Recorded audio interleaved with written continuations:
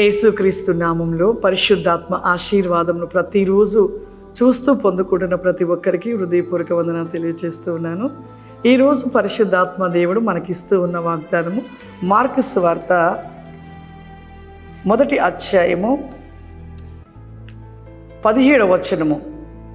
నా వెంబటి రండి, నేను మిమ్ములను మనుషులను పట్టు జాలరుగా చేసేదని వారితో చెప్పెను. ఈ యొక్క దినము దేవుడు ఇస్తున్న వాగ్దానం. యేసు ప్రభు వారు మరి ఆ యొక్క శిష్యులు వారు ఎప్పుడు కూడా చేపలు పడుతూ బ్రతికేవారు. కానీ ప్రభు చెప్తున్నాడు, మీరు ఈ లోక సంబంధమైన చేపలను పడుతూ వాటి గురించి ప్రయాసపడుతూ ఉన్నారు, కానీ నా వెంబడి రండి, మిమ్మల్ని మనుషులను పట్టే జాలలుగా చేస్తానంటున్నాడు.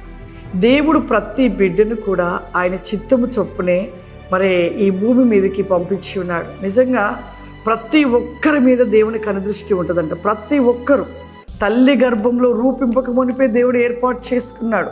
ప్రతి బిడ్డపైన కనులు ఉన్నాయి. ఆ యొక్క కనులు ఆయన ప్రతి ఒక్క బిడ్డపై నిలిచి ఉండగా ప్రతి ఒక్కరము కూడా ఆయన పనివారిగా, ఆయన పని చేసేవారిగా, ఆయన పరిచర్య చేసేవారిగా ప్రభువులో మనం నిలిచి ఉండాలంట. అందుకే ఇక్కడ ఏమంటున్నాడు, ఎవరు మనుషులను పట్టే జాలర్లుగా అంటే ప్రతి ఒక్కరి జీవితంలో దేవునిని తెలుసుకొని దేవుళ్ళకి వచ్చిన ప్రతి ఒక్కరి జీవితం ఒక సాక్ష్యం ఉంది. ఆ సాక్ష్యాన్ని బట్టి నువ్వు 10 మందికి నీ సాక్ష్యాన్ని వివరించాలి, ఆ సాక్ష్యాన్ని నువ్వు తెలియపరచాలి. ప్రభు మన పట్ల చేసిన అద్భుతాన్ని వాళ్ళకి వివరించాలి. వారందరినీ కూడా దేవుని సన్నిధానానికి నేను నడిపించవలసిన ఒక బాధ్యత దేవుడు నీకు ఇచ్చాడు.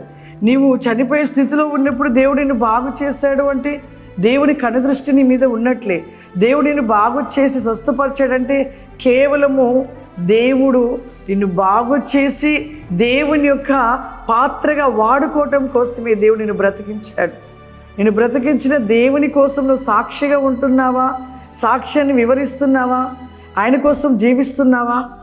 ఎక్కడ ఈ రోజులలో ఎలా ఉన్నారంటే దేవుని సన్నిధానంకి వెళ్తే స్వస్థత పొందుకుంటే చాలు, ప్రార్థన అమ్మగారు అయ్యగారు చేస్తే మీరు స్వస్థత పొందే వెళ్ళిపోతాం అనే స్థితిలో ఉంటున్నారు. కానీ దేవుడు చేసిన మేలు కృతజ్ఞతను ఎప్పటికీ చనిపోయే వరకు కూడా మర్చిపోకూడదు ప్రియులారా.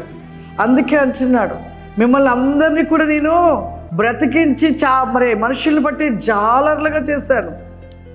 మనుషులకు పట్టి జాలర్లుగా చేశాను అంటే మన జీవితంలో జరిగిన అద్భుతాన్ని 10 మందికి చెప్పి నిజమైన దేవుడు క్రీస్తుని ప్రకటించేవారుగా మనం ఉండాలి.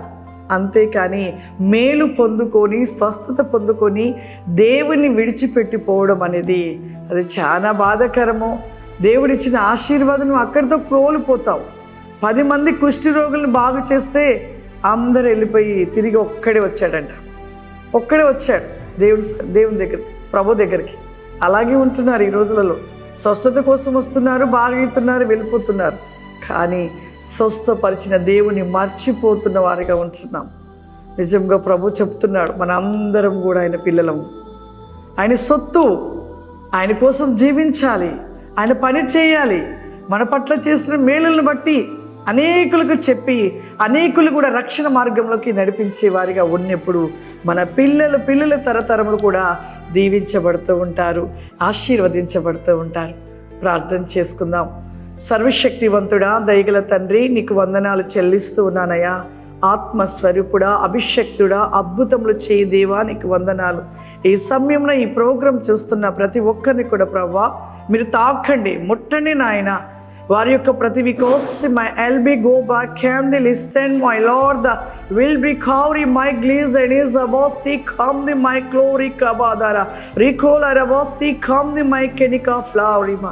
ప్రతి ఒక్కరికి కూడా ప్రభా నీ పిల్లలు నీ సొత్తు నాయన నువ్వు రక్షిస్తూ కాపాడుతూ ఉండగా నాయన ఆ యొక్క రక్షణ సువార్త వికోస్తి కమాందర అనేకుల మధ్యలో ప్రభా వారి ప్రతిరే కమా కిమోస్తి కమ్ ది మై గ్లోరాబాదాస్తి కమా అద్భుతరి కమాయ్ గ్లీజ్ అండ్ స్టెల్బిక్ ఫ్లవరింగ్ కమాందర.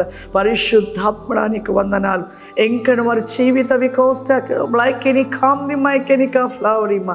మీకు ఆశీర్వాద విక్రోస్టెల్ వికోసిమ్ని దయచేయమని ప్రతి బిడ్డను దీవించి ఆశీర్వదించమని యేసుక్రీస్తు నామమున అడుగుతున్నాను తండ్రి, ఆమేన్. God bless you. దేవుడు మిమ్మల్ని దీవించును గాక.